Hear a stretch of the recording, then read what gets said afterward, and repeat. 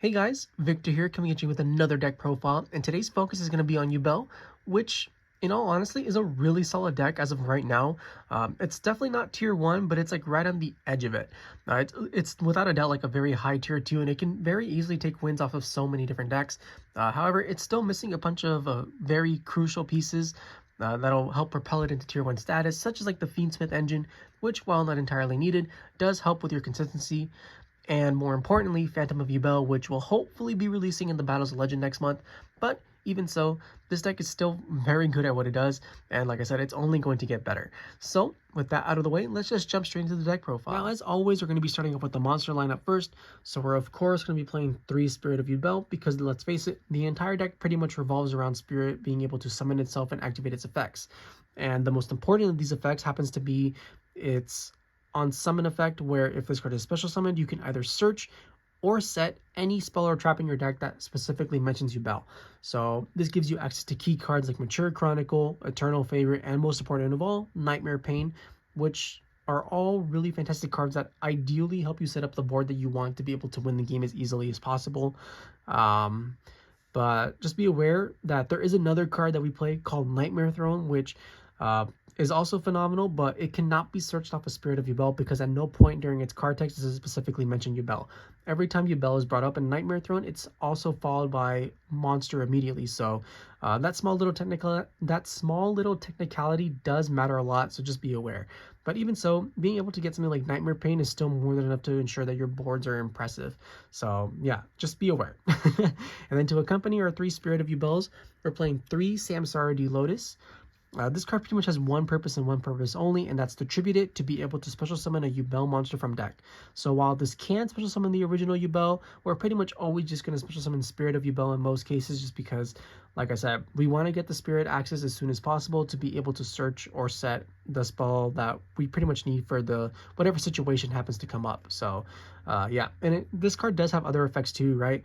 Where if it's face up on the field, you contribute it to change a monster's effect to destroy a Yubel on the field, which is basically like a pseudo negate, which does come up pretty frequently.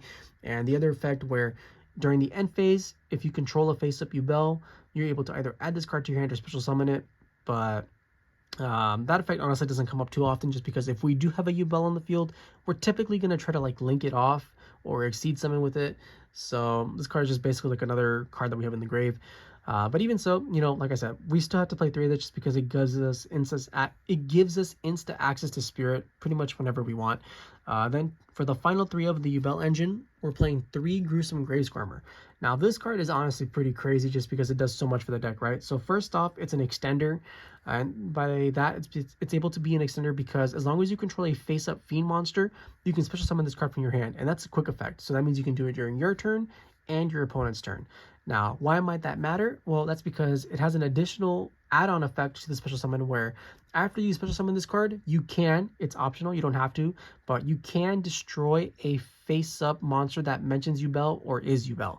So this card pretty much allows you to dodge cards like Imperm, Veiler, Ghost Mourner that your opponent is going to try to use on your Spirit of Yubel, for example. And you know, just being able to make your opponent waste a card and then float into something else and just continue to have more fodder for Exceed or Link plays, just invaluable. And as if that wasn't good enough, you can also banish this card from the graveyard to special summon any fiend with 0/0 stats from your grave or your hand. So yeah, this card on its own, it really just does so much for the deck. Then to accompany our 3 Gruesome Squirmers, we're just playing 2 of the original Yubel. I used to play only 1, but I honestly decided that 2 is probably the way to go forward just because it allows you to be a lot more flexible with your plays. And what I mean by that is that typically, or at least previously, if you wanted to make a card like Varudras, you'd have to wait until the end of your turn just because you'd always find yourself in a situation where if you exceed summon too early, your Spirit of Yubels would basically just become worthless, right? Because you'd have a Yubel trapped and then you wouldn't be able to do anything with that. So the second one pretty much just offers you the flexibility that you need to be able to go into Varudras very easily and just continue to combo off after it's made. So yeah, 2 Yubel, definitely got to play that. And then for the final Yubel monster, we just play 1 Terror Incarnate. This is the card that you're going to be summoning off the original Yubel or your Nightmare Thrones. We don't play Ultimate Nightmare. It really is not needed. Like, you can, it's not going to hurt too much, but there's just so many other cards that I feel could take up that slot instead and be a lot more useful. But even so, you know, just gotta play the one Terror Incarnate, it's fine. That's it for the Yubel monsters, but we do play a couple of other ones, with one of the more important ones being 3 Dark Beckoning Beast. Much like Spirit of Yubel, this is also one of those cards that you pretty much want to have access to as soon as possible, just because on normal summon, it'll add Opening of the Spirit Gates, which just opens up so many other combos. This card gives you an additional normal summon for any fiend with 0/0 stats, so you can get like another copy of itself, a Samsara D Lotus, even something like Squirmer, right? And that in turn allows you to either make like Exceed plays or Link plays pretty easily, if I'm being honest. But yeah, 3 Dark Reckoning Beast, it's like a main consistency piece, so yeah, I definitely think you have to play this. And then for the final monster, we're playing 1 Unchained Solar Sharvara. Much like Squirmer, it's another extender, and we have to play this because we are playing the Unchained engine, but it's fine, you know. It's pretty much just like an insta link play in most situations, because you can destroy a face-up fiend or a set card to special summon it. When it's sent to the graveyard, you can set any Unchained spell or trap from your deck to the field. Not much really needs to be said. Like I said, it's just an extender. That's literally all it's there for, and that's all the monsters that we play. I'm still not a fan of hand traps. I really don't think this deck really needs them all that much, but that's just my personal preference. If you want to play hand traps, by all means go for it. Who am I to tell you you can't? But that is the monster lineup, and now we can finally move on to the spell and trap portion of the deck. Now that we're finally on the spell and trap portion of the video, I figured the best card to start this profile off with in this section would be Nightmare Throne, which we are of course playing at 3. This is basically the opposite of Spirit of Yubel, who can add any spell and trap, as this card allows you to pretty much add any fiend monster with 0/0 stats, and that includes your Dark Beckoning Beast, right? So you can add any Yubel, any Dark Beckoning Beast, your Samsara D Lotuses, your Gruesome Squirmers, whatever. And you don't even have to add them, because the other option is, if you don't want to add it, you could also just destroy it from your deck. And this is like a really great way of helping you set up your Opening of the Spirit Gates plays, or once Phantom of Yubel comes out, this card is literally a 1-card Phantom of Yubel, because you just destroy your Spirit will special summon the original Yubel, and then you just contact them back into the deck for your Phantom. But yeah, this card is just phenomenal. I wish it was searchable, but then it'd probably be a little bit too good if I'm being honest. So we're happy where it is currently, even though we would prefer it to be searchable off of something that isn't just terraforming. And then it also has like an additional effect too, where if you control a face-up Yubel monster and it leaves the field by card effect, you're able to special summon 1 Yubel monster from your deck, banish, or grave that's 1 level higher or 1 level lower, and you can ignore its summoning conditions. So this allows you to cheat out like your Terror Incarnates, your even like your Living Defenders, whatever, and it's only going to get better once the Phantom of Yubel eventually releases, but we're not there yet, so we don't really care about that all too much. Just gotta know this card, awesome, very good. Then to accompany our 3 Nightmare Thrones, we're of course going to be playing 3 Nightmare Pains. This card, it pretty much gives you access to literally any Yubel monster or spell and trap that you want, because all you have to do is destroy 1 dark monster from your field or your hand, and then you get to search out for anything that mentions Yubel except itself. But that's fine. And this is pretty much the go-to card that you're always going to be getting off your Spirit, just because it does give you access to everything. And then on top of that, it basically turns all your Yubel monsters into like the original Yubel, right? And by that I mean it turns your Spirit of Yubels into like regular Yubels by making it so that your opponent will take damage whenever they attack it. And because Nightmare Pain's a good card, it forces your opponent's monsters to attack if they're able to. So you know, just another phenomenal card that helps the engine get going and hopefully wins you the game, especially because like as of right now, a lot of people still don't really know what the Yubel cards do, so they always get caught off guard when they're forced to attack, and you can pretty much just rack up easy wins very quickly. So yeah, 3 Nightmare Pain, must have. Then we're also going to be playing 3 Opening of the Spirit Gates. Now this is a card that I've mentioned constantly throughout the deck profile, and for good reason. That's because this is going to be like one of like your main recursions, or one of your main methods to actually be able to recur your resources, get back key monsters, key continuous spells, extend further, whatever. And that's because all you have to do on activation is add 1 Dark Beckoning Beast, and that's how we play 3, right? You can make an argument for cutting Dark Beckoning Beast down to 1 once Phantom of Yubel comes out, but we'll get there when we get there. But for now, you have to play the 3, because if you don't have a Dark Beckoning Beast in your deck, you're not going to be able to activate this card. Now let's talk about the other effects. So the first one, you can discard 1 card, target a fiend monster in your graveyard with 0/0 stats, and special summon it. So you have a bunch of targets, right? You have your Spirit of Yubels, you have your Samsara D Lotuses, you have your Dark Beckoning Beast itself, because sometimes, let's face it, it gets like hit by imperm, right? So you can just link it off or destroy it, whatever, and then you can bring it back and then you can get an additional normal summon. Just little things like that go a long way to help you win the game, right? But point is, this card gets you back resources from your graveyard by discarding a card. So it gets rid of bricks, it brings back monsters, it pretty much does it all. And if that wasn't enough, if you have a face-up level 10 monster, you can also add back continuous spells from your grave to your hand.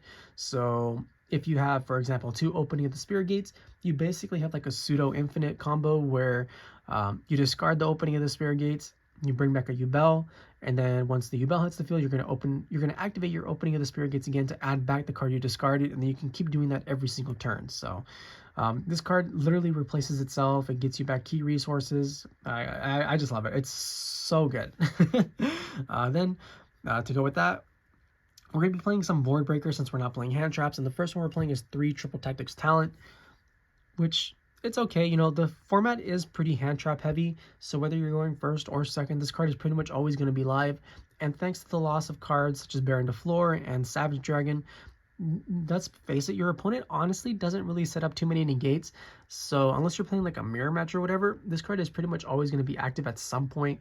And whether you're taking monsters, drawing cards, or just taking away cards from your opponent's hand, this card is just really good.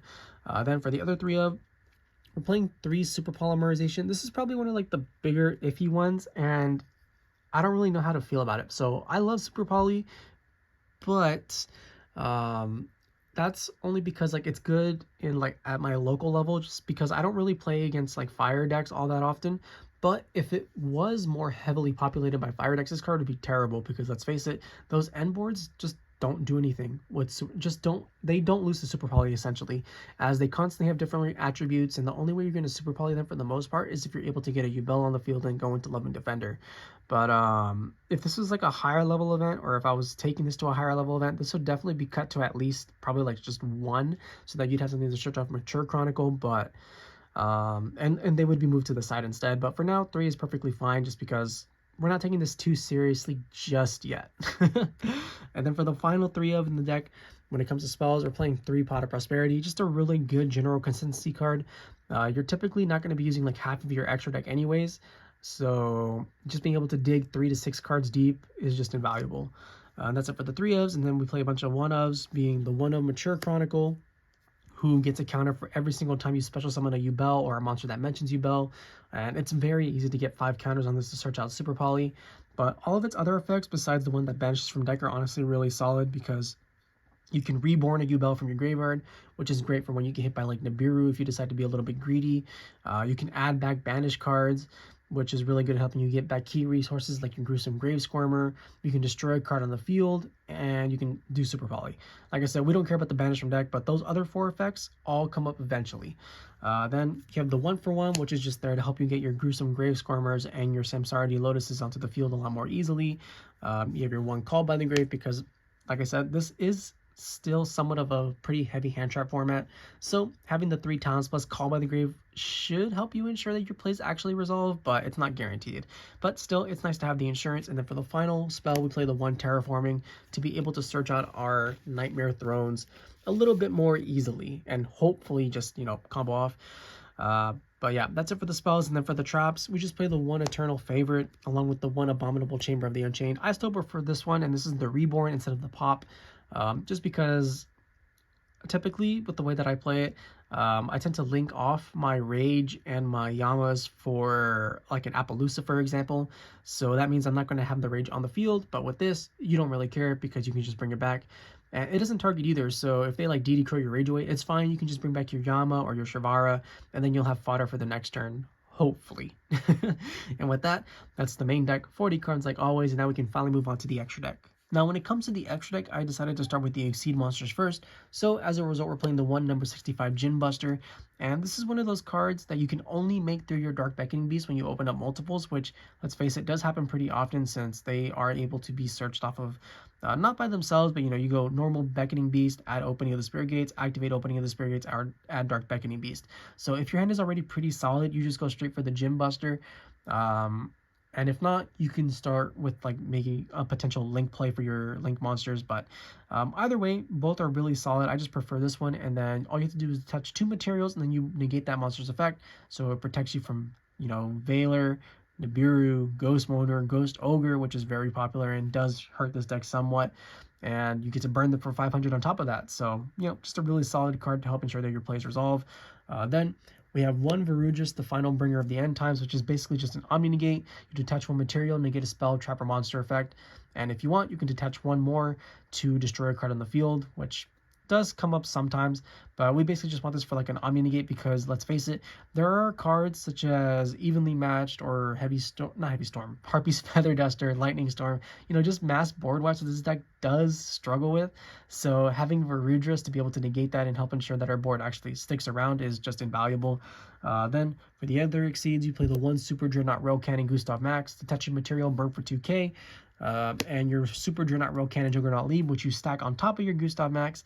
You detach a material, it becomes 6k attack, and it can perform an attack for equal to the materials. It has +1 on a monster in your opponent's out of the field, so you can attack 2 monsters, or if your opponent has no monsters, it still gains a 6k attack, and you just attack directly for game, because 2k plus 6k is 8k. I know, quick maths.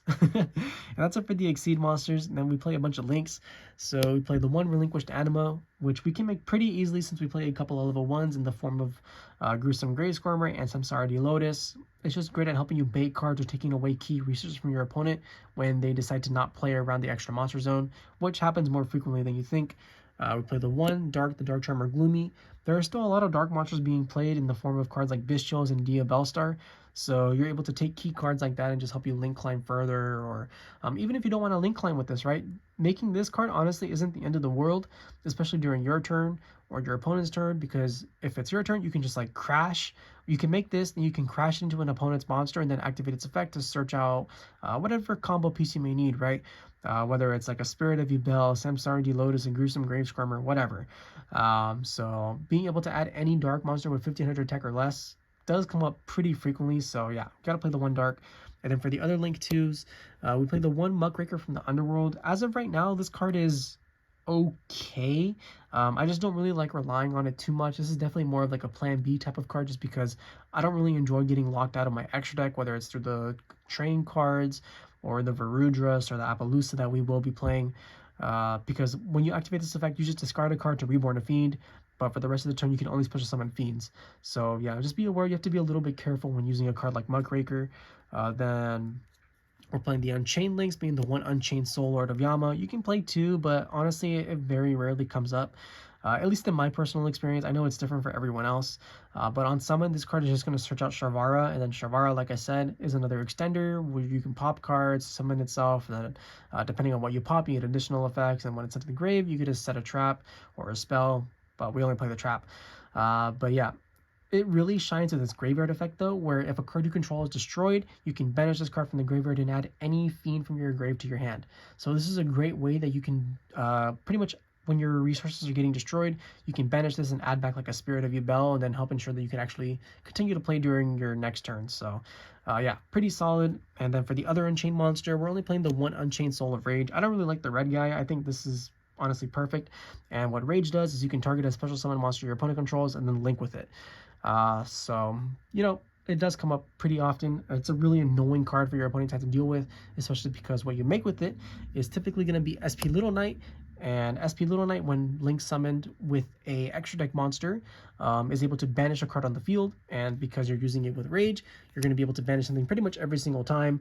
But not only that, this card is just phenomenal, helping you dodge cards like Imperm, Veiler, getting rid of cards on the field that your opponent's going to need until the end of the turn, whatever. This card, it's expensive for a reason. You got to play it.